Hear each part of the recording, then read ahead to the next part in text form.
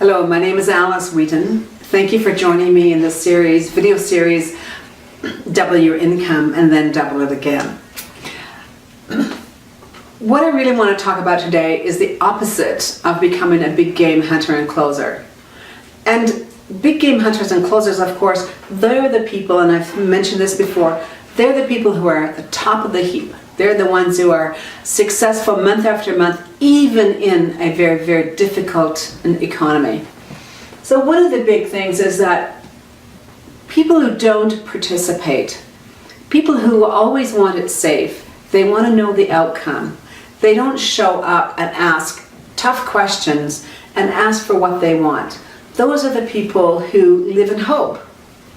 But really, no, you already have. You have to show up, participate, and ask for what you want, and be willing to get the no, to prove that it's a no, instead of being convinced that it is. Another thing is that being agreeable and nice. Too many salespeople show up and they talk 4 minutes out of 5, being nice and agreeable and soliciting feedback from the client, assuring them that they are being liked. In other words, they're approval-seeking missiles without the warhead. Another way that people really detract from themselves and their capabilities and their professional standing at work, whether you're a salesperson or someone who is part of the administrative team or an executive team, is to gossip. You know, gossip is like a virus. When you gossip, number one, the questions you should ask is it true? Is it any of my business? And even if it is true, if the answer to the first one, is it true? It may be, but is it your business? If it's not, then gossiping is like being a murderer. You're actually assassinating somebody's character, and they're unable to justify themselves. One of the things when I work with organizations about creating standards within their teams is I ask them to sign a contract with each other saying, hey, if you catch me gossiping, would you just give me a gentle probe or a poke? Let me know when I'm gossiping, because it's so endemic in organizations. And of course, nothing tears the fabric of a team apart like gossiping does. Another way to really lose is, of course, to destroy the conflict, which means to walk away. And oftentimes when people walk away, they're actually being passive-aggressive. Walking away means, I'm too big for this. I don't want to get into the fray.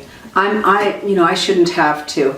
Walking away and declaring yourself not in the game means that you actually fail before you even start. Another way is to be right all the time. Some people want to be right rather than be happy. You've heard that expression, I'm sure.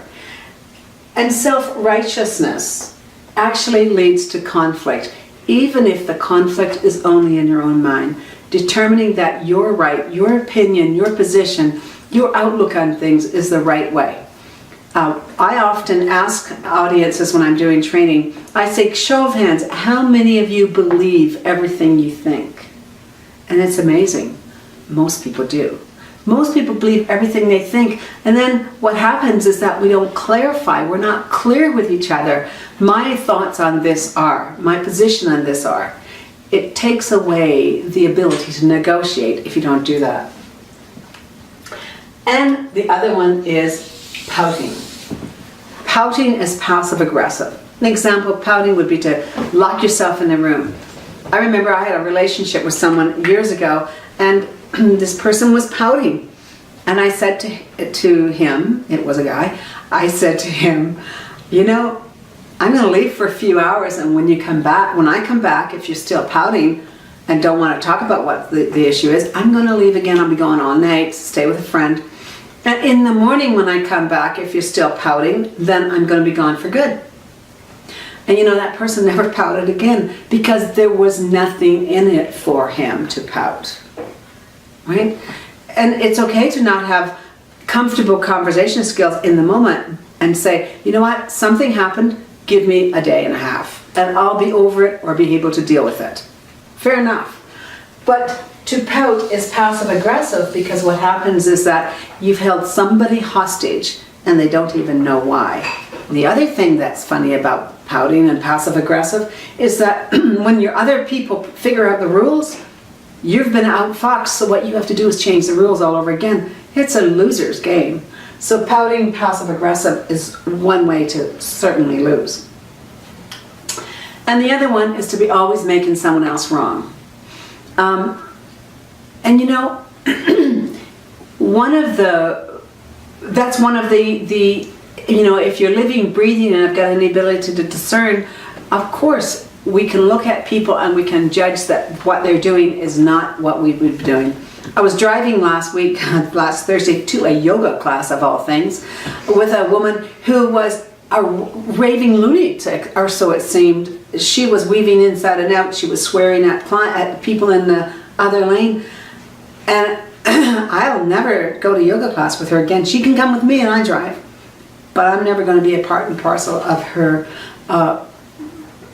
rage, I guess, road rage, although it was internal. So she was so busy making other people wrong that she did not, and we chatted about it. I said, well, I'm a neutral driver, I'm a Zen driver, I'm feeling a little uncomfortable. And she said, no, I don't mean it, this is just how I am. As soon as I get out of the car, I'll be okay. Fair enough, fair enough.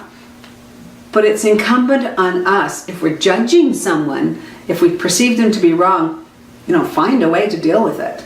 And for me, how I dealt with that situation, because I was feeling critical about her, and I wanted to neutralize it, was to say, hey, just as a heads up, I'm a Zen driver, and I'm finding your driving stressful. Should I be worried? And she said, oh, no, it'll be all over soon. At least then she knew where I stood, and I knew where she stood. And so these are all sound simple, but they're not easy. But what will happen is that we're able to take ourselves through this process and do a self-accounting and inventory of our own particular traits and then correct them. Then life shows up as we want it versus being a victim. Thanks for joining me.